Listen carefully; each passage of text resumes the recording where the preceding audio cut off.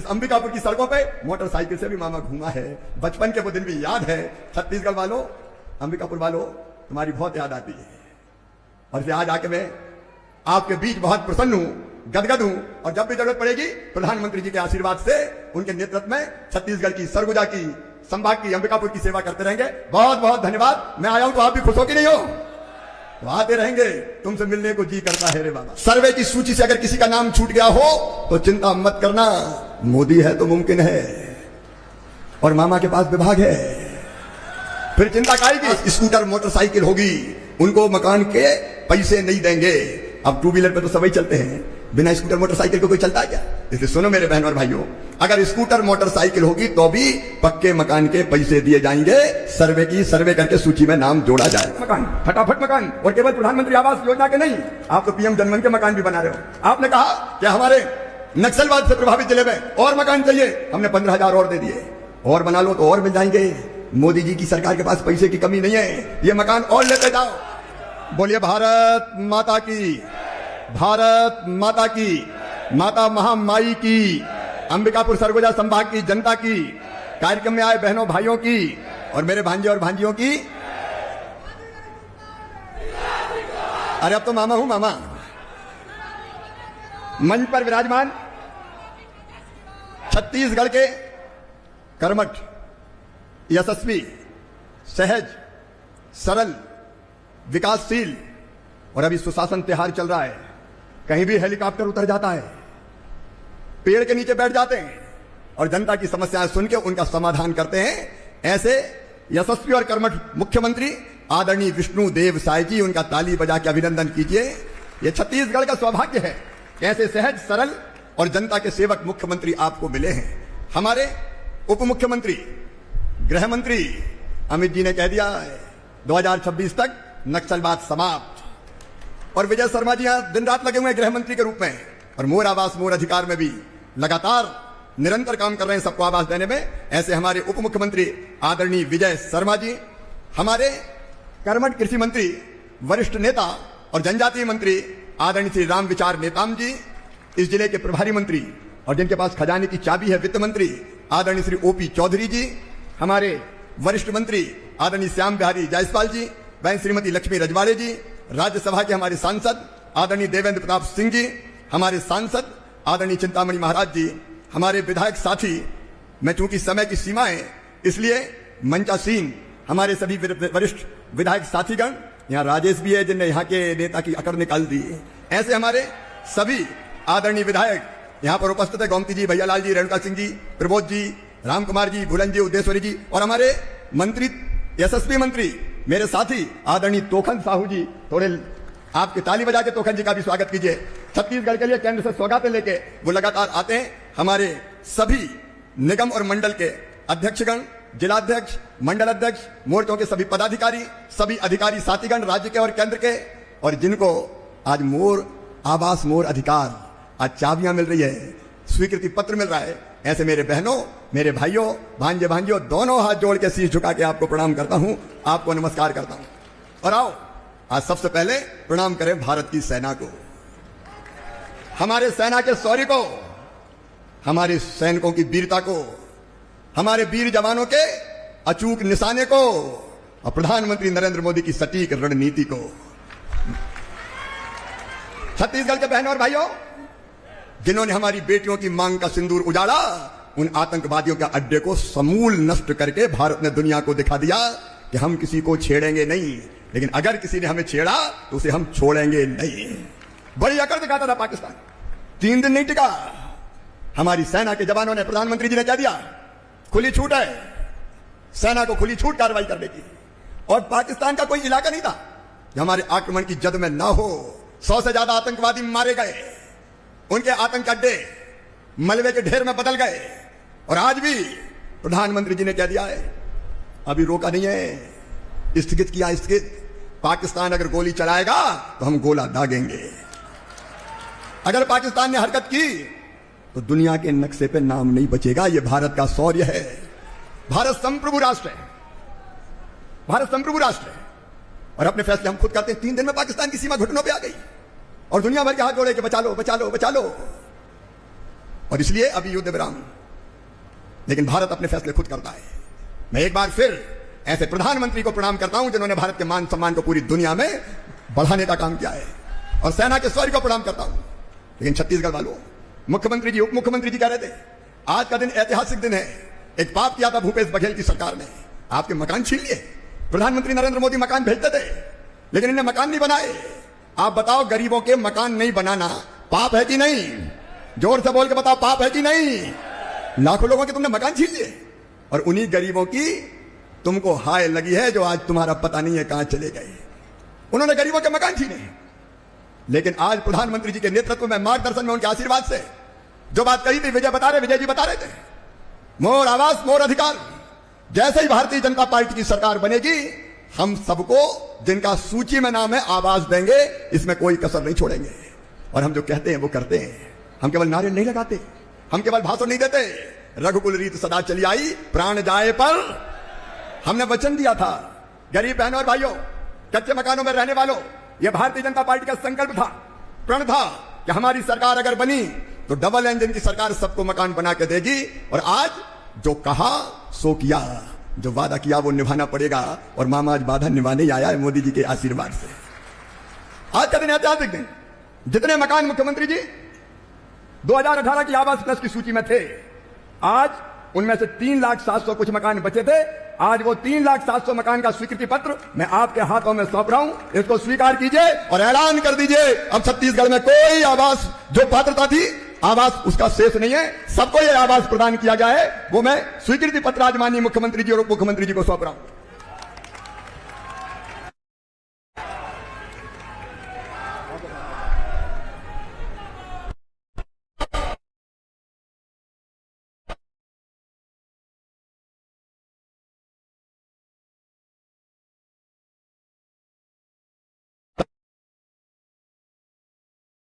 की पूजा है, पांव धो धो के हम आवाज दे रहे हैं। ये आवाज तो मिल ही रहे हैं, लेकिन छत्तीसगढ़ के बहनों और भाइयों, सर्वे की सूची से अगर किसी का नाम छूट गया हो तो चिंता मत करना, मोदी है तो मुमकिन है, और मामा के पास विभाग है, फिर चिंता काएगी। और जो नया सर्वे चालू, मुख्यमंत्री जी आपने बहुत बेहतर सर्वे करवाया, घर घर जाके सर्वे हो रहा है। सुनो मेरे बहनों और भाइयों, जिनके अभी भी कच्चे मकान हैं, उनके पक्के मकान बनाए जाएंगे। बताओ बनना चाहिए कि नहीं? पीछे तक जोर से बताओ, बनना चाहिए कि नहीं? क्या किसी को कच्चे मकान में रहना चाहिए? यह भाजपा की सरकार, डबल इंजन की सरकार। छत्तीसगढ़ वालों, कोई गरीब कच्चे मकान में नहीं रहेगा। अभी 28 लाख मकान का सर्वे हुआ है। मेरे अधिकारी यहां बैठे हैं, गया प्रसाद जो देखते हैं इस विभाग को, और बाकी भारत सरकार के अधिकारी यहां बैठे हुए हैं। हमने तय किया है कि एक बार फिजिकल वेरिफिकेशन कीजिए, अगली बार से आपको फिर स्वीकृति पत्र दिए जाएंगे कि जो गरीब बचे उनको भी मकान दो। भारतीय जनता पार्टी की सरकार, एनडीए की सरकार, भारत की सरकार, प्रधानमंत्री नरेंद्र मोदी की सरकार, और प्रधानमंत्री नरेंद्र मोदी जी का सोच भारत के लिए भगवान का वरदान है। सबको पक्के मकान तरसा दिया कांग्रेस ने, इतने वर्षों तक नहीं दिए, और उसमें भी मापदंड बदल दिए। अभी मुख्यमंत्री जी कह रहे, तो मैं फिर कहना चाहता हूं, पहले कई शर्तें लगी थी कि जिनके पास स्कूटर मोटरसाइकिल होगी उनको मकान के पैसे नहीं देंगे। अब टू व्हीलर पे तो सभी चलते हैं, बिना स्कूटर मोटरसाइकिल को कोई चलता है क्या? इसलिए सुनो मेरे बहनों और भाइयों, अगर स्कूटर मोटरसाइकिल होगी तो भी पक्के मकान के पैसे दिए जाएंगे। सर्वे करके सूची में नाम जोड़ा जाएगा। बताओ मिलना चाहिए कि नहीं मिलना चाहिए? चलो मिलना चाहिए कि नहीं? और दूसरी तरफ एक और नियम बना था, मेरी बहनें बैठी है, दीदियां, एक नियम बना था कि 10,000 रुपया से ज्यादा आमदनी हो जाए तो मकान नहीं देंगे।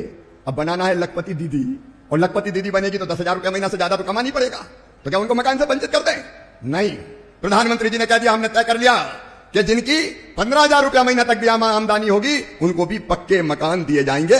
मोर आवास मोर अधिकार। और तीसरी बात, और किसान हमारा दिनों रात मेहनत करता है, खून पसीना एक करता है, और इसलिए तय किया है 2.5 एकड़ तक जिनकी सिंचित जमीन है उनको भी मकान दिए जाएंगे, और 5 एकड़ तक जिनकी असिंचित जमीन है उनको भी मकान दिए जाएंगे। आप बताओ देना चाहिए कि नहीं? जोर से बोलो, देना चाहिए कि नहीं? तो बोलो भारत माता की। ये आपकी सरकार है, गरीबों की, किसानों की, ग्रामीणों की। मेरे बहनों और भाइयों, मोदी जी के नेतृत्व में एक नए भारत का उदय हो रहा है। एक वैभवशाली भारत, एक गौरवशाली भारत, एक संपन्न भारत, एक समृद्ध भारत, एक शक्तिशाली भारत, एक ऐसा भारत के भारत के नौजवान दुनिया के किसी कोने में जाएं तो सीना तान के कहे कि मैं भारतीय हूं। लगातार हमारा देश आगे बढ़ रहा है, और इसलिए गांव में भी गांव का विकास भी। विकसित भारत हमारा लक्ष्य है। विकसित भारत के लिए हमारा संकल्प है विकसित छत्तीसगढ़। छत्तीसगढ़ विकसित बनेगा। विकसित छत्तीसगढ़ के लिए विकसित गांव, और गांव विकसित हो और गांव में गरीबी ना रहे।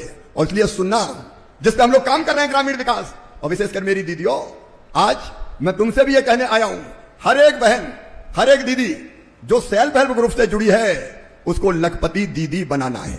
बताओ, महिला को गरीब रहना चाहिए क्या? जोर से बोलो, रहना चाहिए क्या? हमारी बहनें क्यों हाथ पसारें, क्यों हाथ फैलाएं, क्यों उनकी आंखों में आंसू रहे? उनको भी जीने का हक है, मुस्कुराने का अधिकार है, उनकी आमदनी भी बढ़नी चाहिए। और इसलिए चल रहा है हमारा आजीविका मिशन। मैं विष्णुदेव जी, आपको ग्रामीण विकास मंत्री जी को हृदय से बधाई देना चाहता हूं। आजीविका मिशन का बहुत शानदार काम यहां पर हुआ है। तालियां बजा के आप स्वागत कीजिए। 3 लाख से ज्यादा लखपति दीदी बन गई, और अभी हमारा संकल्प है 4 लाख से ज्यादा लखपति दीदी बनाने का। प्रधानमंत्री जी ने कहा है 3 करोड़ लखपति दीदी, और हमारा संकल्प है कोई बहन गरीब नहीं रहेगी, हर बहन को लखपति बनाएंगे। बनना चाहिए कि नहीं? पीछे जोर से बोलो, बनना चाहिए कि नहीं?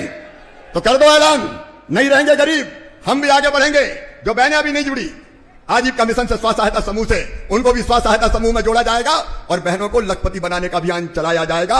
यह केवल सपना नहीं है, यह संकल्प है कि हम गरीबी दूर करेंगे। और ग्रामीण गरीबी दूर करने के लिए भी मेरे बेटा बेटियों एक अभियान चल रहा है, अनेकों प्रकार की योजनाएं, जिसका समय भाव में मैं आज बढ़ना नहीं कर रहा। नौजवान होंगे तो उनके भी सर्वे कर करके विकसित भारत के लिए विकसित गांव, कौन कौन से रोजगार से हम जोड़ सकते हैं, गांव के हर गरीब को एक न एक रोजगार से जोड़ के उसकी आमदनी बढ़ाना है। और किसान भाइयों, मैं आप सबको भी यह कहना चाहता हूं, आज कार्यक्रम है ग्रामीण विकास विभाग का, लेकिन खेती को और फायदे का धंधा बनाना है। मैं विष्णुदेव जी आपकी सरकार को बधाई देता हूं। यह सरकार है जो धान खरीद रही है 3100 रुपया कुंटल।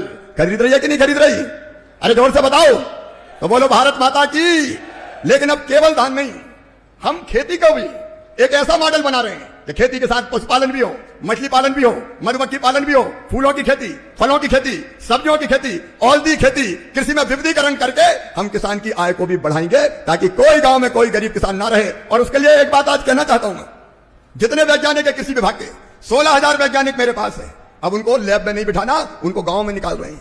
29 मई से 12 जून तक किसान भाइयों वैज्ञानिक 4-4 के ग्रुप में हर जिले में आएंगे, और एक जिले में 15 से लेकर 20 गांव के बीच एक सेंटर पर बैठेंगे और आपसे बात करेंगे, आपकी मिट्टी कैसी है, मिट्टी में कौन कौन से तत्वों की कमी है, खाद कौन सी डालनी चाहिए, बीज कौन सा बोना चाहिए, नए बीज कौन से आए हैं, उनके बारे में आपको जानकारी देंगे।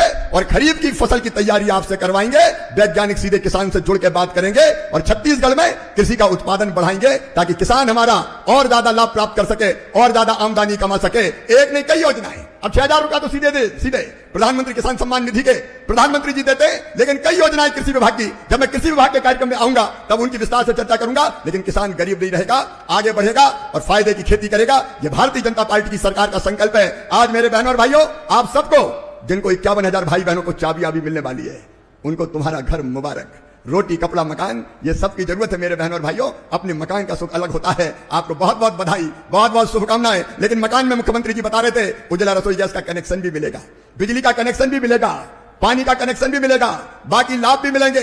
छत्तीसगढ़ की बहनों, जल जीवन मिशन प्रधानमंत्री नरेंद्र मोदी जी के नेतृत्व में चल रहा है। अब हम पीने का पानी हैंडपंप से नहीं देंगे, घर में पाइपलाइन बिछा के टोटी वाला नल लगा के पानी देंगे पीने का, ताकि टोटी खोलें तो झरझर पानी आ जाए और आपके बर्तन भर जाए। एक साथ कई सुविधाएं, ताकि कोई अभाव ना रह जाए आपकी जिंदगी में। यह हमारा लक्ष्य है, क्योंकि आपके सेवई के लिए भारतीय जनता पार्टी की सरकार है। हम आपकी अपनी तरफ से कोई कसर नहीं छोड़ेंगे। मैं प्रधानमंत्री जी की तरफ से भी आपको बहुत बहुत शुभकामनाएं देता हूं। और छत्तीसगढ़ में अच्छे काम के लिए, क्योंकि मकान मिल जाते हैं, पैसा आ जाता है, लेकिन कई सरकारें मकान ही नहीं बना पाती। लेकिन आपने तो गजब कर दिया, फटाफट मकान। और केवल प्रधानमंत्री आवास योजना के नहीं, आप तो पीएम जनमन के मकान भी बना रहे हो। आपने कहा कि हमारे नक्सलवाद से प्रभावित जिले में और मकान चाहिए, हमने 15,000 और दे दिए। और बना लो तो और मिल जाएंगे। मोदी जी की सरकार के पास पैसे की कमी नहीं है, ये मकान और लेते जाओ। आपके पीएम जनमन के मकान बन रहे हैं, नक्सल प्रभावित इलाके में मकान बन रहे हैं। और अगर कोई और शेष रह गए हो अत्यंत पिछड़ी जनजातियों में, तो केवल सूची बना के भेज दीजिए, उन मकानों को भी स्वीकृत कर दिया जाएगा।